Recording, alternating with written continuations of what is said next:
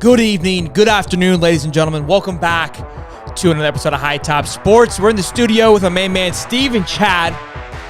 Boys and girls. Baby. The weekend did not go as the Gator fans planned, but we wake up, we put our pants on, and we have a new day. So here we are. We got a lot of things to go over. Obviously, Florida, Georgia. The Mullen talks, the Mullen birds are out and flying around. We're going to go over that. Time to move on. We'll get into that. We're going to do a giveaway. I feel like we haven't done one in a little bit, and I feel like the members could use a little bit of love. So I want to get back to the community today to, help with any type of things that we're going through, because it's been a rough 72 hours for the boys. All right. Probably one of the hardest little stretch here that I think we've had since the Billy era, and it's been rough. So we're going to break it all down. Before I get into anything, though, I think what makes this show fun and great and why people love coming on this show is because we're very fan-oriented. We always have the people on. We have them. Yeah.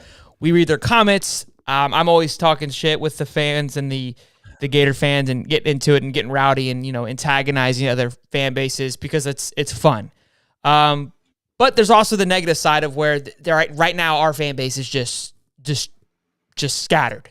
It's awful. I try to read it and I try not to get frustrated because everyone has their opinion. So I have to realize that we're all coming from a place of just frustration and we don't know. Some of us say it, I think, the correct way. Some of us just say it, shooting from the hip. And to be honest with you, nobody's right.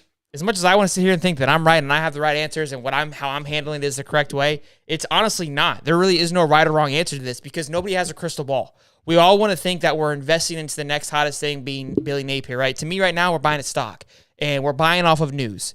And that's all we've got. And we utilize the news and what we're seeing on the field. That's what helps us know if our investment's going well.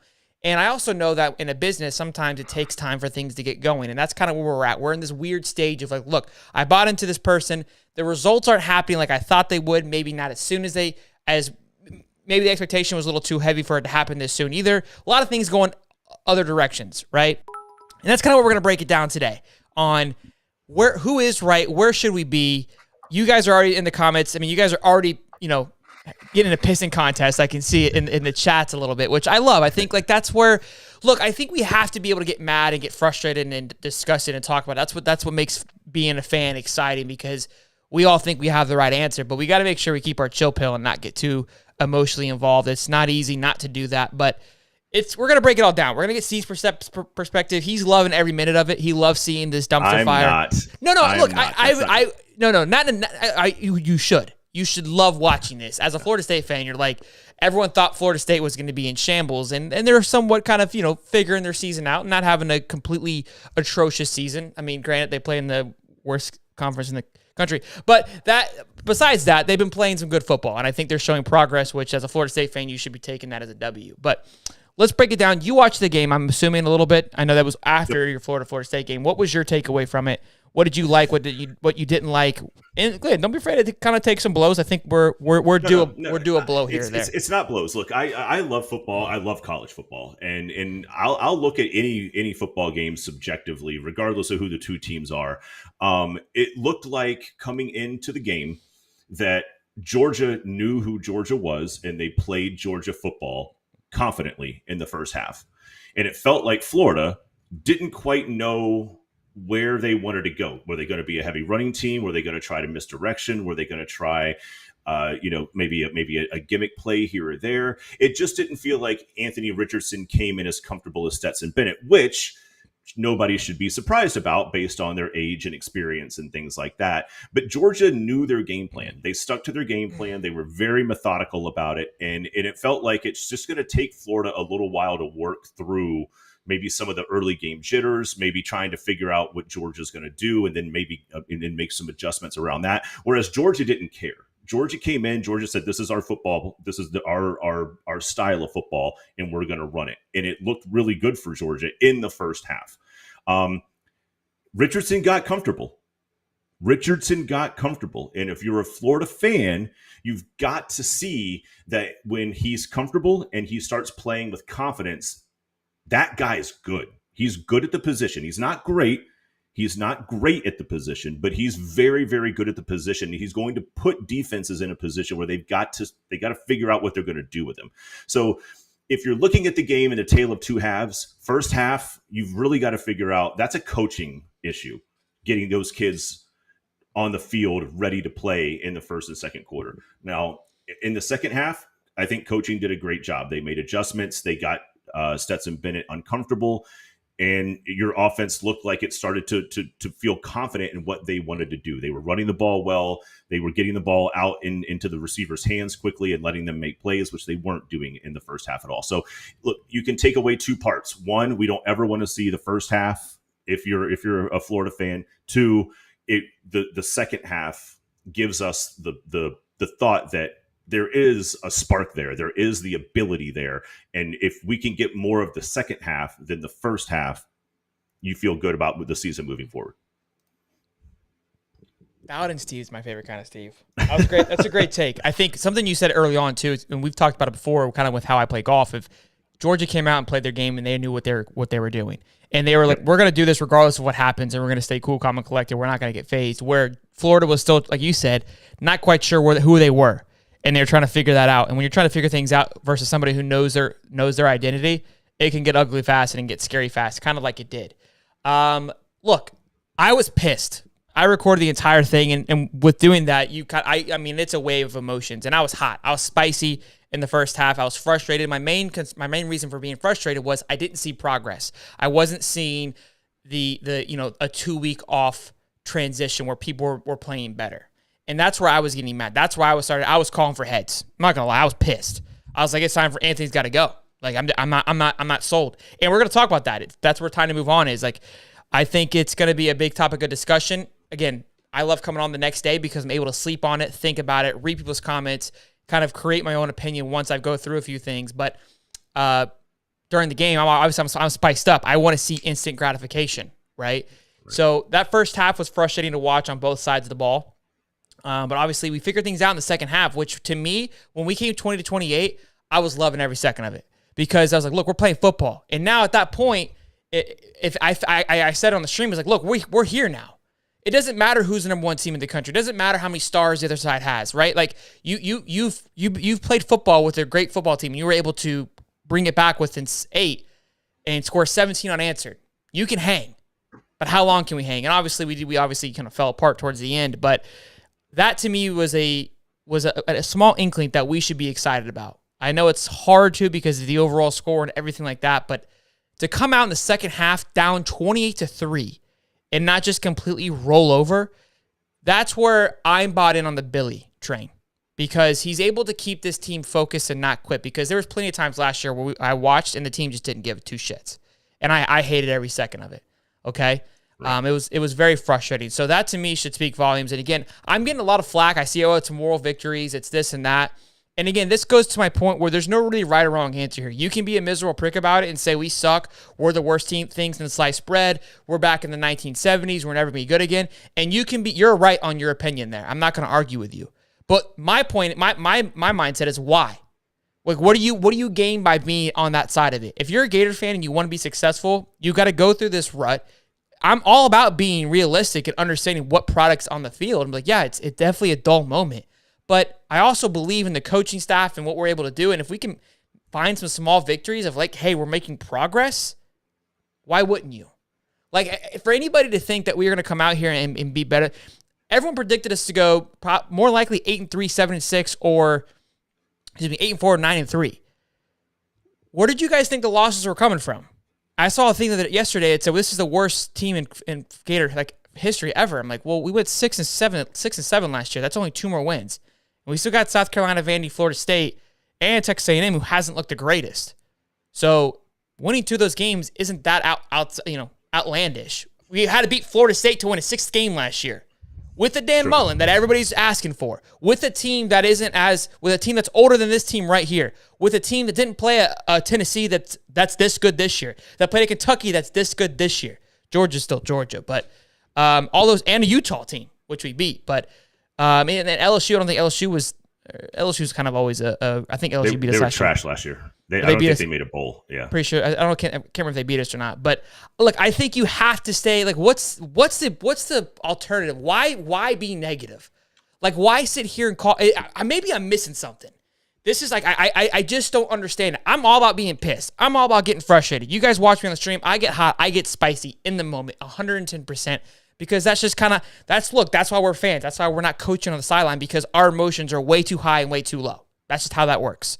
And that's what makes this exciting. That's kind of where this cast is. It's a very fanatic type of mindset of how we look at things. But look, I think things were going in the right direction yesterday. And there's two plays that I feel like kill me. The Bernie tip that turned into a touchdown.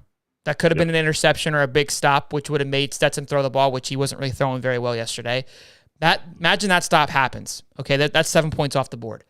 The other play was this was on Billy, which I have a lot of, crap for Billy for yesterday. He made a lot of coaching errors, more than I've seen this entire year. And he even said, I got to coach better. There's a lot of mistakes on him.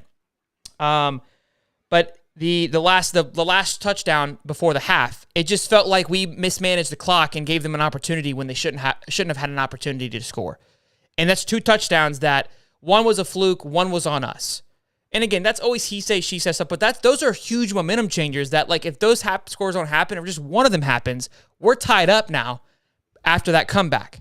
Because now it's only 21-3 or even 14-3 going into half off of two kind of just messed up plays. We didn't have a lot of things go our way, and sometimes you got to be lucky, better than good sometimes, to have things go your way, especially against the number one team in the country. And it felt like all the things were going their way for the number one team. When that happens, it's hard to get the ball rolling. That's just how that works. So, look, it's easy to sit here and shit on these guys, and we're going to get to it because I saw a lot of people saying we need to bring Mullen back. We should have never lost Mullen. And I'm like, oh, God, here we go. Because the same people that are calling for Mullen were the same people last year saying we don't need Mullen anymore. I remember sitting in the seat last year, you and I having this conversation of like, hey, Mullen's not the guy because he's not committing to Anthony Richardson. Remember, we were all calling for Emery's head. We all wanted Anthony Richardson. There isn't anybody, there's not a single person that was commenting on all these fan pages that I see, on all these posts that I see, that did not want Anthony Richardson. I want to know, if you were saying, nope, I was a believer in Emery, comment. Because I'll go through, I'll pull your receipts up. I'll go through all of your social media. Everybody was calling for Anthony Richardson, and now they're like, oh, Mullen was right. He knew it. Well, we went 6-7 last year with Emory Jones. So what the hell are you guys even talking about? You know what I mean? Like, we gotta figure it out, guys. It can't just be like, oh nope, it's the next best thing. Oh nope, it's the next best thing. Like, as a kid, did you just keep getting shit handed to you when you were pissed off? Like, what the hell? Yeah, and that's a little bit of a slippery slope for Florida. And look, this isn't a shot at the program, at the team, at the university, but they have had a very quick trigger finger on coaches going back to Ron Zook. Ron Zook came in and took over after Spurrier. They have had a very, very short window of giving since then. Urban Meyer obviously was going to stay as long as Urban wanted to, but you look at Muschamp, you look at Butters, at some point we got to slow our roll and we got to start asking ourselves, is the coaching carousel turnover every 3 to 4 years really going to be the betterment of the program long term? And if the fan base has that mindset and they continue to look, you can, as a fan base, trust me, a lot of money comes from the fans to the university through boosters and other organizational contributions, things like that. Believe it or not so much in the NFL, but believe it or not, in the NCAA, you can put pressure on an athletic director. You can put pressure on a school when the fans get too one-sided. Sure. And as a fan base, be patient for a minute. Just wait a second. Vegas had this game going in at 22.5. We all felt like that was crazy. Vegas doesn't gamble on its own money. This game was 22 points. There's a reason there's a half point there. That's because there's no ties. Somebody outside of Florida fanhood knew that 22 points was a realistic score, a realistic spread for this game. And I know it hurts. If you're a Florida fan, you never want to lose to a rival like that. Trust me, we just came off of a Clemson loss as an FSU fan. I just wanted to, I had to download a remote on my phone to fix the one that no longer exists to the TV in my office. So as a fan of losing to a rival, I get it. But a lot of people on the outside looking in at this game felt like this game was going to end up exactly where it was. Find a way to not look at what a lot of people expected this game to be, literally down to the point if you're in Vegas, and find some positive takeaways here. Did Anthony Richardson mature in the second half? Absolutely he did. He looked like a different guy. Did your running game find seams and holes and gaps? Yes, your running game looked great. Did your wide receivers find some soft spots in the zone? Did your defense give you 3 or 4 turnovers? Like you put Stetson Bennett, basically the reincarnate of Chris Winkie playing college football at 25 years old. You made him uncomfortable again for the second year in a row. He has never played well against Florida. Like there are some positive takeaways here. And if you just want to sit back and just completely rail your own team because you lost a rivalry game. Yes, exactly. Jewish food. Because you lost a game by what everybody outside of your own fan base thought would be the actual score. You're not going to get any better, and you're not going to give yourself the outcome long term that you want. Patience, grasshoppers, patience. So there's a couple things here. I want to use this analogy to describe the situation here because everyone's like, we want Mullen back. Mullen would have lost that game. Mullen would have kept that game competitive, blah, blah, blah, blah, blah. The talent gap isn't that big of a deal. 2 things. There was a graphic that popped up that showed 25 5-stars in the last 6 years compared to 2 5-stars. You're right. There isn't a talent gap. That's my bad. Second, here's what happened. We have a pond of fishes, okay? Let's say there's 100 fish in there. And the guy that owns that pond keeps feeding the fish, recycling the fish. He mates the fish. Keep some fish. Like there's actually a pond that I'm using to describe in North Carolina. He had bigger fish in this like kind of a separate territory that would the bigger fish would mate to allow the little fish to go into the pond, and he had this cycle, right? Well, a new guy comes in, brings the big fish into the little fish pond, and kind of quits the mating process and just utilizes that talent. Then the next guy comes in and is now left with a smaller pod because of that rotation that was happening for years and years and years is now gone. So now this new guy has to come in with no reproduction of fish, just older fish, kind of washed up fish that nobody really wants, and has to utilize those fish on top of recreating the process again while still maintaining these fishes. That's the situation that Billy's came into right now. If you can't see that, then you're never going to understand college football and understand where we're at right now. If you can't realize that how far that we have declined, it wasn't a year process. It wasn't a 2-year thing. This has been a 3-4 year thing in the process that we've gone the wrong direction. The other thing I want to talk about, because we keep talking about talent and that there's plenty of talent in the field and that we're not utilizing it, we're not developing it. Do you guys remember Naquan Wright? Does that ring a bell? Naquan Wright, he was supposed to be the guy coming out of spring training. He was the man that was behind Dameon Pierce, right? And I can't think of our other guy at the moment, but he was supposed to be the guy this year. It was his team. I mean, he had come off an injury, but this is supposed to be his team. That's Mullen's guy. We haven't heard from Mullen's guy, and I don't know. I didn't see him at all yesterday. Who's beating out Mullen's guy? A Sunbelt guy that transferred, which was Billy's guy, and a freshman that was also Billy's guy. So we want to talk about talent. Well, damn, Mullen's talent's not even playing. And I don't want to hear no bullshit like, oh, he's not playing because he's not his guy. No, because he has made it very clear that he'll play who's good enough to play. So that's his guy. That was the guy who Dan, and look, this is no hate to Naquan Wright. I'm not trying to roast anybody. Simply just stating out the facts, pointing out what we're seeing on the field. Okay? I'm not saying Dan didn't do a good job either, but there's obviously a bit of a gap there. If you couldn't look at the team of Georgia and be like, those are some big boys. Dude, it's just pure size alone. Yeah, like guys, like what is he, 6'7"? We're behind. We are way behind. Plain and simple. And you want to sit here and blame the people that are there currently? You're out of your damn mind. It's going to take some time. And look, I called it. They're tied into 6'7", 270, and he runs like a deer. Yeah, he's fast, bro. He was beating our DBs. I was getting pissed yesterday.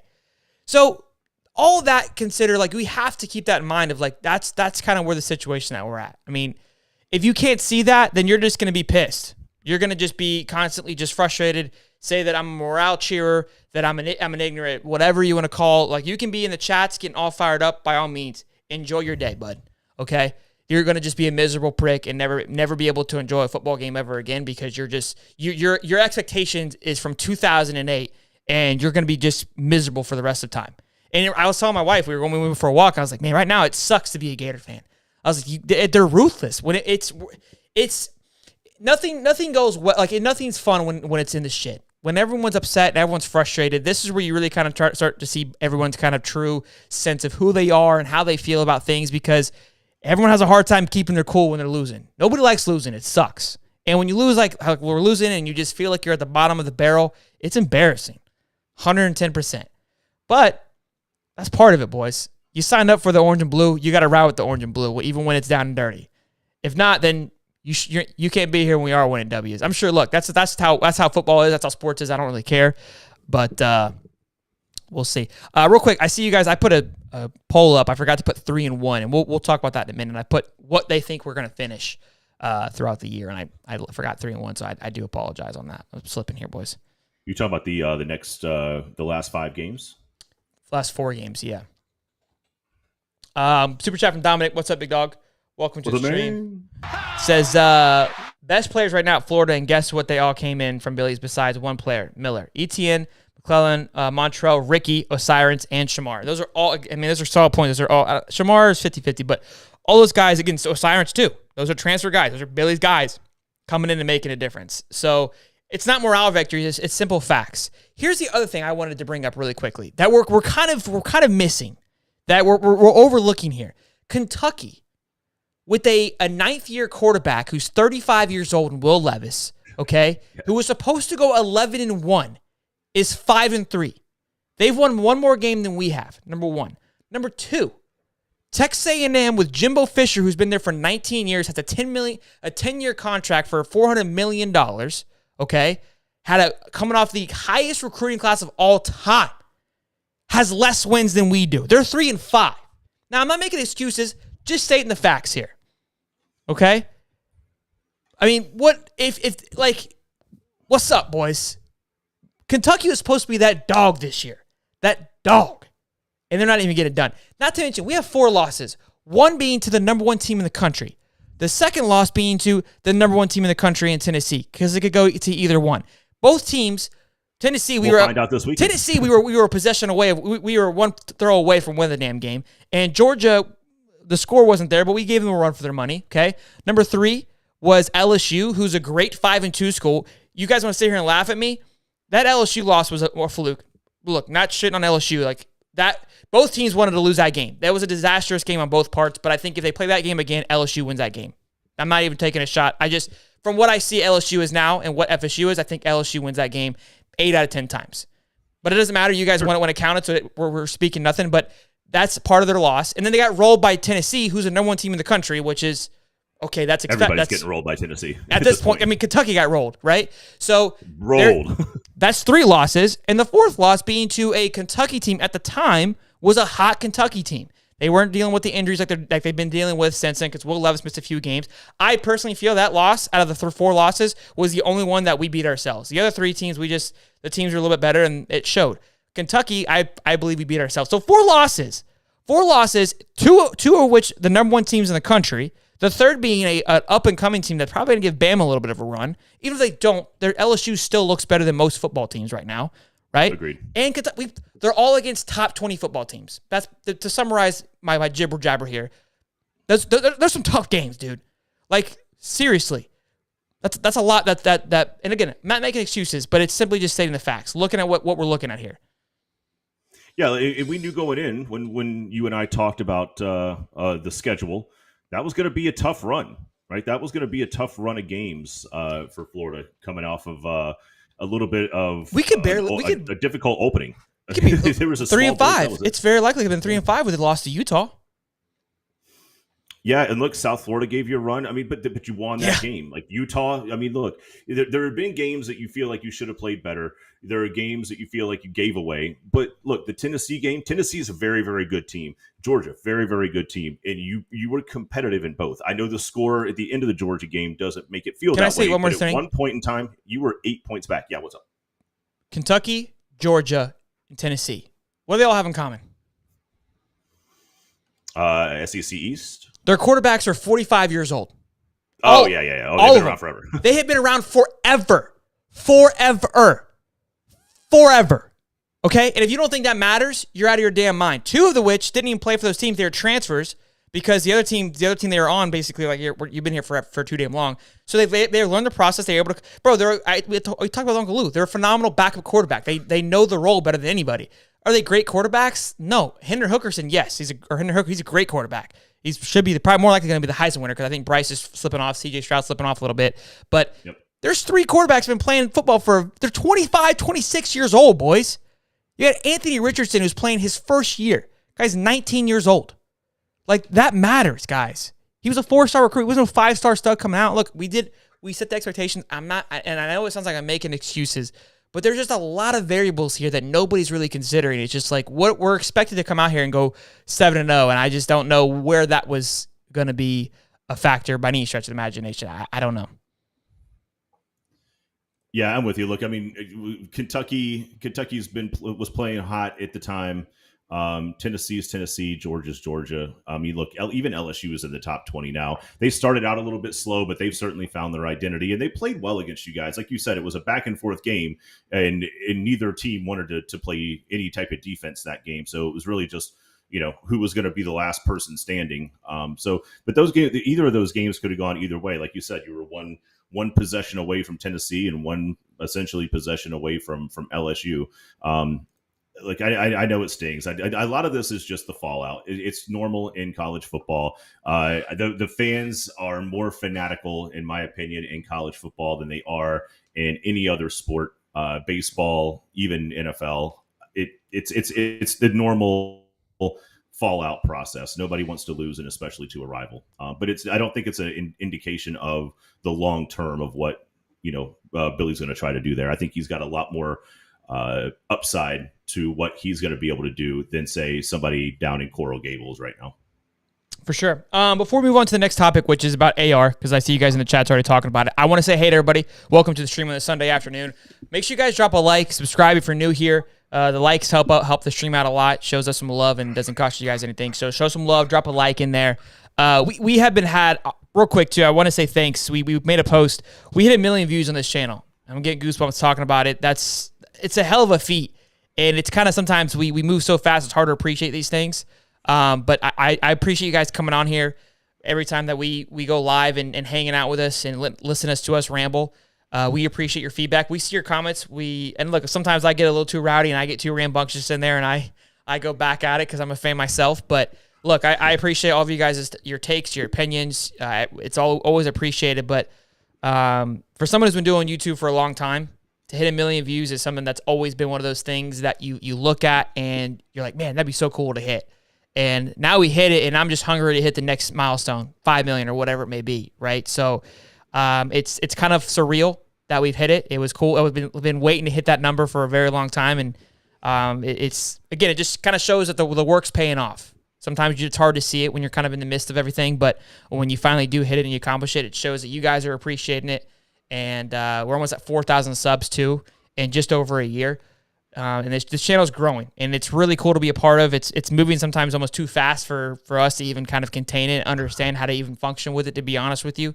It moves really, really fast, and you don't want to look like an idiot, but sometimes you do, and you got to just take it on the chin and keep moving. So you guys are, again, I can't say thank you enough to the chat. And like I said, that's where we thrive off of you guys. We see it, and I get spicy in the chat, and but I wouldn't have it any other way.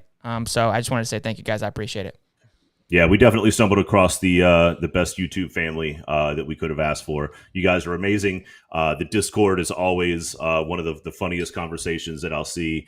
Those guys support one another. They talk to one another. They've bonded outside of just being on the Discord and being in high top and listening to us ramble and be idiots a couple of times a week, because Lord knows that we are far from the smartest guys in any room. But we do have some of the greatest folks that we could have asked for being a part of this thing. So as much as Shelton, congratulations on getting this thing to 1 million views, because let's be honest, you do you do so much for this thing. I do want to give you a huge shout out. Congratulations on that. And then to the High Top family and everybody who supported us and been with us and just watched us go through the range of emotions of happy, sad, and just everything in between. We wouldn't have asked for anything different for anybody else to be with us. So thank you guys very much. We appreciate you. Absolutely. Let's say hi to the chat real quick. What's up, baby? Caitlin Walker's in here. Mama, she says, good job. Thank you, Mama. Appreciate it. We got Rob S says, just like a Gator fan, never satisfied, Shelton, but good job. Absolutely. Ryan says he's the best Gators YouTuber as he's a more relaxing guy. Appreciate that. Or I don't know if you're talking about me or somebody else because I don't think I'm relaxing. B Bean says best Gator channel on YouTube. Appreciate it, man. Boss69 said, yes, sir. Appreciate it, guys. Muddy, what's up? We see you in there, baby. Yep. Appreciate it, guys. Dominic, what's going on, man? He says he's number one. Muddy Waters, welcome to the stream, big dog. Mr. Nobody, how you doing, big? Stint Placer, welcome to the stream. Zach Driggers, Jeff, J Money, how you guys doing? Welcome to the stream, boys and girls. Appreciate you guys hanging out with us. Scott O'Bryant, welcome. See some Georgia fans in here, too. You guys are being respectful. I appreciate that. Liowa, how's it going on, man? Welcome to the stream. Hopefully I said your name right. We got SEC Driggers, Dog, yeah. Devil Dog. What's going on, man? How you doing, bub? He's a member. Let me see who else we got in the chat. LFGM. Boy, what's going on, man? Go Braves. All right, boys and girls. Well, welcome to the stream, everybody. Micah, are you watching the series? I assume you're watching the series. You don't like either team, so are you baseball? watching it or no? Yeah. No. As soon as the Braves are out, I quit watching baseball. So I hate both teams very much so. So I know. Depending on who's playing, like I don't. If I see a highlight or anything, I just keep moving. I can't watch it. I don't want anything to do with it. Even with the Astros being in it, you can't root for the Phillies to beat the Astros? So I'm low-key, like I'm in a battle because I kind of almost want the Astros to win. So I'm in a weird place. Yeah, I'm in a weird place. I'm in a really weird place because I hate Philly fans. I hate just the Philly empire as a whole. Love Bryce Harper, and I would really love for Bryce Harper to get a ring. That's what's fighting against me. Buddy Sean, who's a Phillies fan, who I hate that he's a Phillies fan, but as someone who experienced it last year, would love for him to get to experience it as a fan. I think it's really cool, and he's going to a game, which is incredible. That's number two. I'm having a hard time dealing with. But I hate Philly fans. I don't know if I mentioned that. The other part is the Astros. They're cheating, they're twats. Cheating. Yeah, it's horrible. But they have overcome that, and they have still went to the World Series almost, I think, 3 out of the last 4 years after the cheating scandal, which to me speaks volumes of how nasty that team is and has through all the adversity. Because I saw the thing about it, like, look, with the Patriots and the Deflategate and all the shit they've gone through, once they got over it, nobody cared anymore. They got through that year, and then they kind of let it happen, and they were able to be great. Well, why can't the Astros do it? So now I'm like, well, shit, you're right. They're kind of grinding their ass through it, too. So I kind of respect it. So it's a tough one, and I just don't care, and I honestly don't even know who wins it. And the other part I would like for Philly to win, because that would be 3 years in a row, or 4 years in a row, that the NL has won, and 3 out of the last 4, the winner has come from the NL East. Because it would go Washington Nationals, who's the NL East, the Dodgers, who's the NL West, then the Braves, NL East, then the Phillies would be NL East, and it just shows how good the NL is, which that's always a good time too. But yeah, I like that. So real fast, B Bean has a question here. Any comments about the Michigan State fight in the tunnel after the game? Yeah, I'm gonna make a separate video on that. So I want to do more like our Texas A&M video. I was gonna make like a separate video trying to figure out what happened because what happened. Yeah. So I saw a clip. I saw 2 clips. I saw where the Michigan guy was getting his ass beat. I kind of love that everyone just kind of let it be. Like, nobody really did anything. What the hell was he doing in the Michigan tunnel? Or Michigan State tunnel? They all leave from that tunnel. I guess it's a thing in Ann Arbor. That's that when they leave the game, they only go out that one tunnel. I saw a tweet that said that a horrible idea. The tunnel situation is an issue. Well, typically the teams are separate, right? So it's Michigan State, then whatever. But there's a clip where the Michigan guy goes running around the team, and he just runs right into the middle of Michigan State into. Well, then you asked for it. That's my thing. So I'm gonna figure it out. I'm gonna do some digging on it and talk about it. But it looks like he runs up there. Look, once you're in the piss missile. I mean, you're talking shit. You're gonna get your shit beat. And I like how they kind of just beat him up, and then they just let him move on. And it's like, all right, we're done with it. I like that. I think. Look, that's sports. He took a couple of shots. He ran up there. He got a couple of jaws in. Right. He had something to say. But if I'm not mistaken, Jaden McBurrows was the guy who got up there. If I'm not mistaken, he wasn't even in pads. I don't think he didn't look like he had pads on. No, it was just like his jersey. Yeah, so he was just running his mouth. He might have been hurt, and he was like just up there, just giving him the business because Michigan had just owned him. Yeah, but if that's the case, then you're going to get up in their faces, and they all have pads and gloves and helmets on. Godspeed, buddy. Godspeed. Muscles and Mascara said John Walker said his visit date. Can you let me know when that is? That's good news. That could get us back. That could get me the spacesuit back on, boys and girls. That would be a big pull from UCF there. Okay. Thank you for the dislike. Appreciate the love and support. We're going to move on to the next topic here, which is it time to move on? So there was a lot of conversation on moving on from AR yesterday. And I was even calling for the man's head yesterday to put Kitten in because he's taking over Miller's spot as his second role. And let's talk about it, Steve. I'll let you go first because you're not going to have you're going to have an unbiased opinion on this, an unbiased take. So I'll let you roll and then I'll go from there. All right. So, look, the one thing I'll always say is these coaches spend so much time with these quarterbacks. They watch them in practice. They watch them in situational drills. They watch them when they start to roll out the actual game plan, right? Because they go through film study and they go through game plan, and then they do, typically like a Thursday walkthrough and things like that. The coaches see how these players are reacting to certain scenarios, right?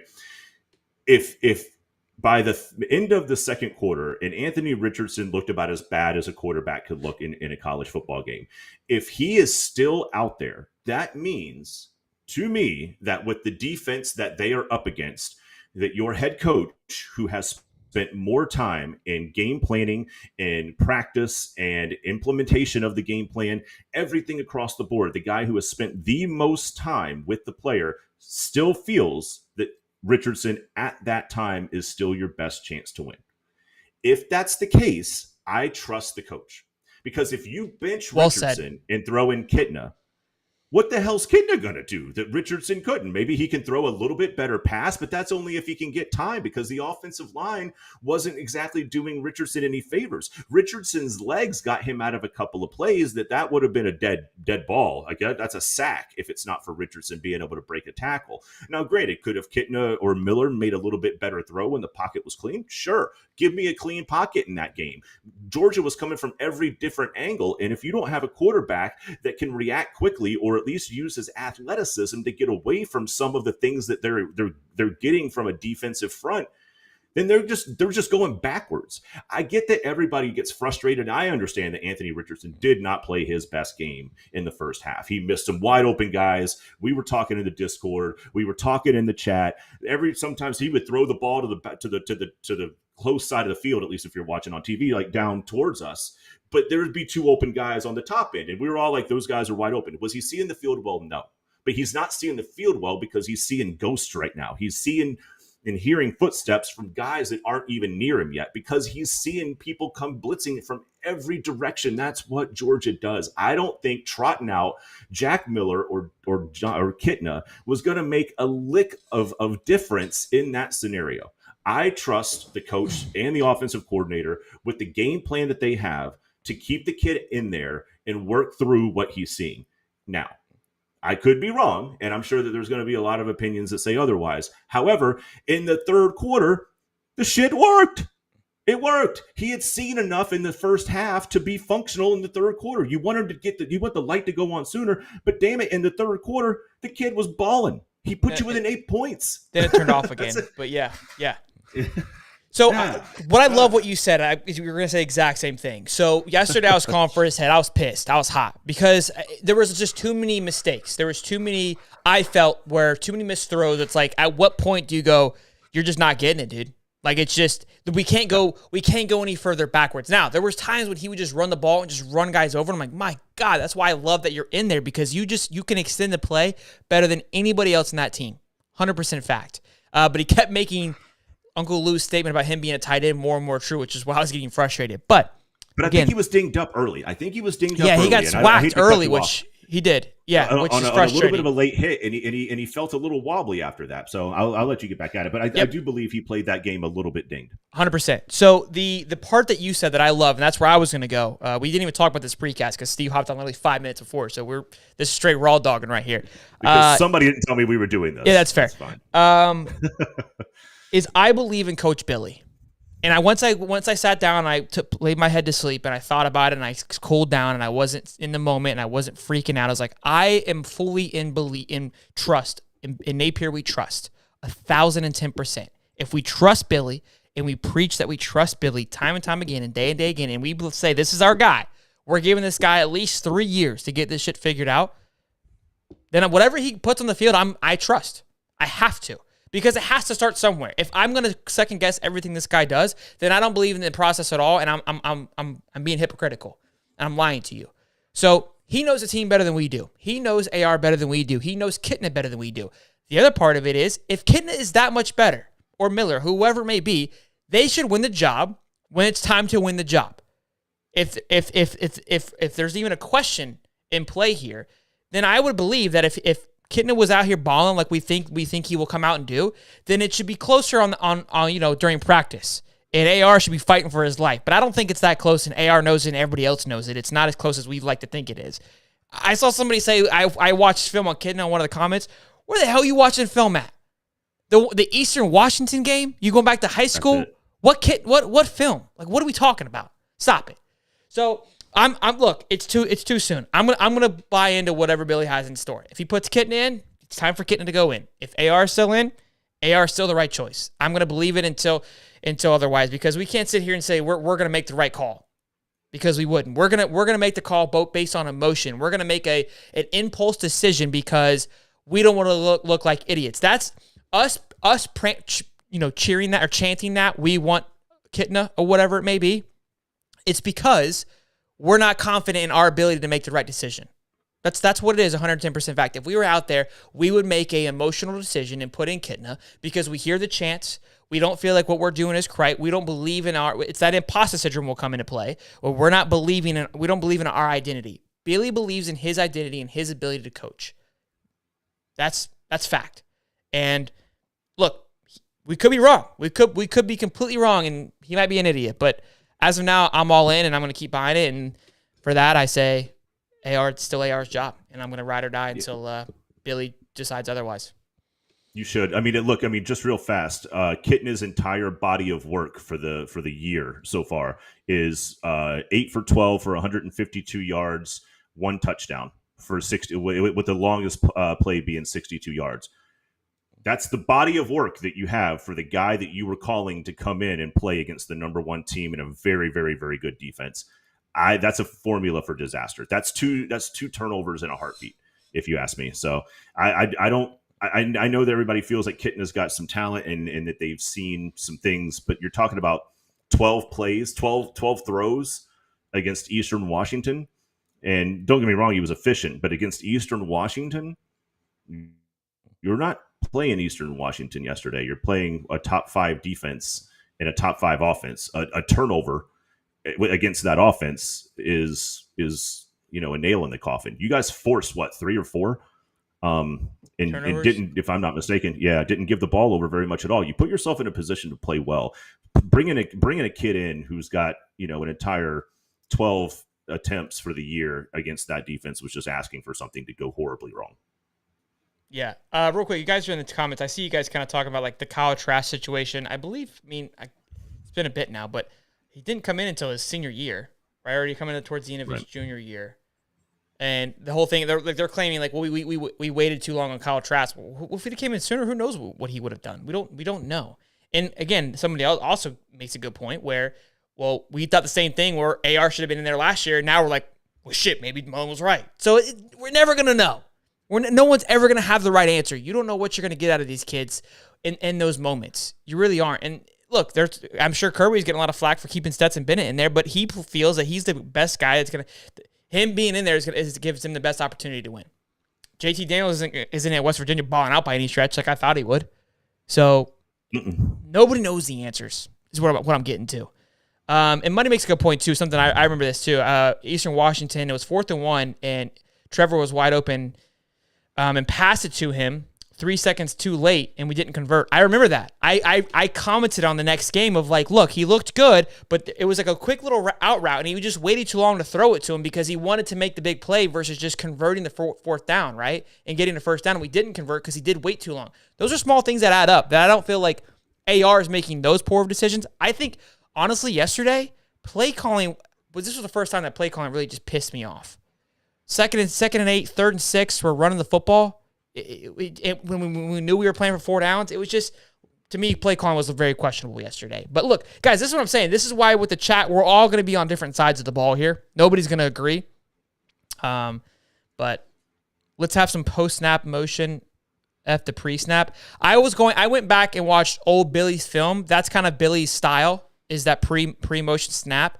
And when I watched the old film from his Louisiana days as well too, the pistol was big, which is the quarterback doing the play action turnaround. He's already had to convert that because AR doesn't do a good job of turning it around. So I know a big criticism was Billy isn't adjusting. No, he is adjusting, which again speaks volume to maybe it is the talent is not really there, because when he had it with I was watching again the breakdown for Louisiana, the wide receivers were running better routes. The quarterback seemed more comfortable in that scheme because obviously he was recruited to fit into that scheme. A lot of things, boys. A lot of things that I'm trying to put the pieces together and have an answer for us when we come on here, but who knows anymore. Yeah, there is something to be said for the pistol. You guys got to keep in mind that you know even if you're running a traditional offense under the center or even in a shotgun pistol formation, if in a pistol formation, if you're going to run a play action, or in a traditional set you're going to run a play action, the quarterback has to turn around, which means he's completely blind to the coverage, what's moving around, where the receivers are, in order to make the play action. If that's not something that Richardson's comfortable with, then they have to start to run the play action out of the shotgun, where Richardson can keep his head essentially forward and watch what's in front of him. If that's the case, especially considering what Shelton just said, if he's watched some of the old Billy offense from Louisiana and they were running the pistol, that means he had a quarterback that was fine to turn his back to the play and then recover when he turned his head and saw what was going on. If Richardson's not that guy and Richardson has to keep his head forward and keep his eyes up, then you got to run it out of the shotgun. It doesn't change anything, but it does mean that Billy's working with the talent that he has. Very much so, sir. This is a topic that keeps getting brought up that I've kind of ignored for a while now. I haven't really. I see people say it. I kind of just keep moving because again, these are one of those things where I believe in Billy. But I think there is a point to raise a question. People are saying because Billy's calling the plays, should we go get an offensive coordinator? Again, it's the same answer to the Anthony situation of I trust Billy. Now, I do believe there is a part where you as a head coach may need to realize that there is a lot going on. And you may not need to go get your typical standard offensive coordinator, but maybe a guy that you can trust to call the plays, kind of think like you, act like you, but you don't have to take the time to run it as well. So you can spend more time doing your due diligence as a head coach during the game, because he may be spreading himself too thin. And as a leader, I think sometimes it's hard for you to recognize that. And that's going to be on the guys around him to hold him accountable, to say, hey, love what you're doing. Think you're the right guy for the job, but maybe this year isn't the year that you try to do this yourself. I know you've done it in the past, but again, he did it in Louisiana where he built it. So I don't know, right? Again, this is where it's a tough situation where we all think we know what's best because we're armchair quarterbacking it. But again, I trust Billy, but there could be a point where it could help to have a guy just come in and fill the role. Again, not a typical knock out of the park offensive coordinator, right? But somebody to fill the position, to have the title, to take the pressure off just a little bit from Billy during the games. That's my take on it. Steve? So look, this is not unusual for a head coach with an offensive mind to also essentially be the offensive coordinator. I'm just going to ramble off a couple for you, and you can tell me whether or not you believe that they've had some success in the past. Now, Jimbo Fisher was 100% the Florida State offensive coordinator. Well, he was here. He called every single play. He had an offensive coordinator, but the offensive coordinator was more of an eye in the sky who was kind of shooting some stuff down to him like, hey, Jimbo, look out for this. Here's some tendencies. Here's these. Lane Kiffin is calling his own offense throughout the game. He has an offensive coordinator, but his offensive coordinator is more designed around installing his game plan based on what he sees the defensive tendencies are. He's the eye in the sky. A lot of the times when you have an offensive coordinator, when your head coach is really the one calling the plays, it's really just more up here to tell you what you can't see on the ground. Sure. But I can go down a list. I want to say even what's dude out in USC. I want to say he's even calling his own Lincoln plays. Riley. And he did. Yeah. Lincoln, he was doing that at Oklahoma. He may not be doing it at USC, but look, there's a litany of examples of coaches that are essentially the offensive coordinator and calling plays. They use their offensive coordinator for game plan installation and for game day adjustments at a higher level that they can't see on the field. That's not out of the ordinary. I wouldn't put it on Billy to say you got to get an offensive coordinator or you can't be successful. There's too many other examples that say otherwise. I love that. I agree. I think we're kind of saying the same thing of where you need it's just an assistant, little helping hands program. Yeah, you know. That's it. BB says, is it true that Napier was fired by Clemson? Yes, I believe he was a wide receiver coach when he got fired from Clemson, but I don't know if you're trying to like that happens. That happens kind of. Yeah, that's the thing. That's the thing. Yeah, you're a little late, Coach. About 50 minutes late, but it's all right. We'll forgive you. We're doing a giveaway here in just a little bit, boys and girls, for our members. Show some love. So we'll see. Belichick may be available next season. Yeah, they're falling down. Everyone's saying bring Mullen back. It don't work like that, big boys. You don't go from being the. I always used to say bring Muschamp back as DC. He has to go his route before you just go. You don't get demoted in the same spot. That's not how that works. It's like, hey, like I know I suck. Can I just like drop down a little bit? Like, no, that shit don't work like that. Unfortunately. $5 for the man Ben Smith says this isn't Billy's team. We can still go 8-4. That's a huge improvement from last year. Let's give them time before we criticize our coach. We said couch, but I know what he meant. Go Gators. Let's see what appreciate the support, Ben. Much love, big dog. Let's see what the poll is at right now. We have 106 votes. I said, what do we finish? 0-4, 1-3. I forgot to put 1-3 because I'm an idiot. I think I have 4 options anyways. 2-2 and 4-0 was the other option. I know some people voted 4-0 because it was going to be a 3-1 situation. 2-2 is at 37%, followed by 36% of 4-0, and then the other two are like 10 and 12. So I think most people are thinking 3-1. Okay. Let's take a peek at the schedule here. So the remaining schedule gives you guys at A&M next week. A&M, yep. South Carolina at Florida. Then Vandy, and then FSU. Both of those are dicey. A&M just can't find a way to win a game. Yeah, Vandy and then FSU. I think they're all going to be dicey. 4-3 right now. 4-4. They're all going to be dicey, boys. Vandy won't be. Vandy does what Vandy does. Vandy gives everybody a win. Please, for the love of God. I know. I should. Kirby lost his first year. I have not met Mick Hubert in person. Zay Witt says go Gators. He's an LSU troll. He was in the comments the other day talking shit. So real fast, hey. So I was looking to whether or not to see Napier coached under Clemson, but I stumbled across this. Napier was able to get back into hands-on coaching by following McElwain to Colorado State to become the quarterback coach and assistant head coach. Napier did not stay in Colorado for long. He was hired in January 2013 by Jimbo Fisher as the head coach at Florida State to be the team's tight end coach and recruiting coordinator, but departed less than a month later when Saban brought him back to Tuscaloosa to take over the wide receiving coach from Mike Groh. So your boy Billy was technically a Seminole for a short period of time. That's okay. I knew I liked the guy. I knew I liked the guy. We sometimes make bad decisions. It's okay. I knew I liked him. Yeah, a lot of 3-1s. So I figured the 4-0 is 3-1, which is, look, a 3-1 finish, that's 7-5. I mean, look, that sucks saying that, but let's be honest. I mean, for the year that it is, for the teams that we played, I think we all talked about at the beginning of the year, 7-5. I was predicting way more than that, but again, I'm very optimistic, and I always hope for the best. I think you have to be. I have a typo in my header, you said? What's my typo? I mean, that's nothing new. If you've ever got an email from Shelton, it's just can I spelled against wrong. It's okay. It happens. It's not the worst I've seen. I'll give you guys 2-2. I don't know what the 2 are. I don't know what the 2 are. You're picking Florida State, Texas A&M. You can fuck off.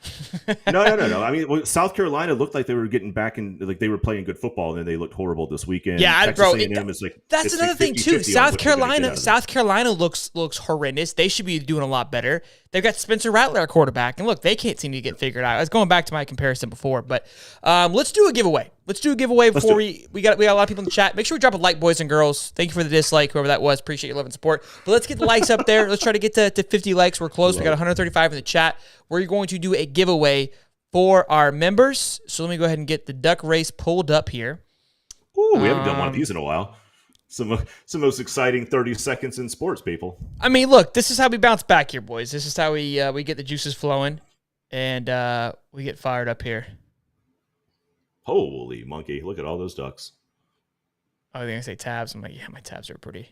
Oh, my God. Well, that's a whole different... You've gone through the science of why these tabs are up there. It makes sense. So I don't give you a hard it makes time sense. Anymore. There's logic to it. There's logic. There we go. Chaos. Got some likes in there. All right, boys and girls. This is how civil are Shelton and Holly to each other during UF versus FSU week. Steve does not handle himself very well. You should have seen him during the FSU versus Florida baseball game. I can only imagine how the football game is going to be. Hit my button. Hit the button. I'm trying. Go Gator. No, not that one. Fight for FSU! Fight, baby, fight! That's from Steve. That's what I'm talking about. At the FSU game That's a baseball game. It's a baseball game. That's a midweek Thursday night baseball game. So what's up? Yeah, you know what? We'll probably do a little watch party for. Yeah. So look, I'm dead serious. I talked about this. Hold on, real quick. I talked about this doing. We're gonna do the duck race in just a second. I talked about doing. I'm gonna see if we can get with maybe Gator Dockside or Topgolf, where we go and we stream and we have a watch party. Like I would, if I bring a Topgolf, like, hey, we're gonna bring 50 people might show up, come hang out. Like, why wouldn't any bar want to do that for Florida State? And we hang out and we chit chat. Yeah. So get that. It's on a Friday too. It's on a Friday. It's Friday after Thanksgiving. I think it would be a good time. So I'm gonna work on that now. I got 4 weeks to get it figured out. So yeah, baby, and he did say go Gators. No, they tracked me. I think it would be a really cool time. Even if we have to do like a cover charge for Topgolf or wherever we go, I'll figure it. I'll talk to them. But we set up a stream like I do here in my living room, and we just hang out and have a good time. Where Steve and I get buck nasty with it, and we get to meet you guys, but just hang out and watch football at a bar. I'm gonna figure it out. I'm gonna do the best I can. I got some time. So all right, boys and girls, let's get the duck race going for our members. We're gonna do some high top giveaway, some high top merch for the support and how long it's how rough of it's been. So got 15 seconds on the clock. We got like 80 ducks in this bad boy. We got it lined up. That's how many members we got. I love it. All right, on your marks. I need the music. Not that one. Let's go. And they're off. Here we go. 10 seconds and they're off. It's a close one. Uh-oh. Who's pulling away? Florida Lee. Uh-oh. Aaron Bryant. Aaron Bryant did it. Aaron Bryant. The granny duck pulls. I haven't seen Aaron Bryant in here in a minute. So Aaron Bryant, for seeing this, shoot us a message, comment on one of the videos. We'll go ahead and get you some high top merch. Congratulations on pulling out your duck there. The grandma duck gets it done. What a nail biter, boys. Hey, that's a first win for Grandma Duck as well. I don't think I've seen that. That is. I'm glad to see that she still got it. You know what I mean? I'm glad to see that she still got it. Grandma Duck's still got the legs. That was a good time. The duck race never fails. I think it just gets the juices flowing. Fires everybody. It gets me fired. Nobody could be upset about a duck race. Look, I know it's been a long weekend for the Gator guys in the chat, but nobody can be upset about a duck race. Aaron, no, that's how you about this is rigged. Yeah, it's always like rigged. Universal solvent. Yeah, it's always rigged. It's always rigged. Gator CEO flipping rigged. Always, boys. It is rigged. I wish I had a duck my own name on there, and my duck just won every time. Every time, like, yeah, that would be great. That'd be a good time. All right, boys and girls, thank you for stopping by today. All in all, great show. Again, the support from you guys has been incredible. We love you guys. Be here on Wednesday, live at 8:35. We might have Ben Troop on. I shot a message on Twitter. He said he would come on. So, I don't know if it's going to be Wednesday or when. But if we have a baby, there may not be a Wednesday show. So, just There's going to be a Wednesday show. Don't you worry about a thing. You're going to go live, Steve? I'll go live. I'll give you baby updates. We'll talk what team baby's on. Oh man. Are we team girl? We team boy? Oh, we don't know. There's so many things to be determined here. We'll have a show. I'm stressing already knowing Steve's going to run the show. I haven't talked to Lou yet. No, I haven't. I think he's reminiscent in his wins, so I haven't talked to him. Yeah. But I think we will. I think we built a good, loving relationship with Uncle Lou. There's a lot of respect there. I think we're going to be on his show. I think that's going to be something that is a long-term relationship. I enjoyed him. So I would love to be on his show and have him back on here. But boys and girls, ladies and gents, thank you. Have a good Sunday afternoon. We will see you Wednesday live at 8:35. Until then, like, subscribe, and I'm Shelton. I'm Holly. Let's go.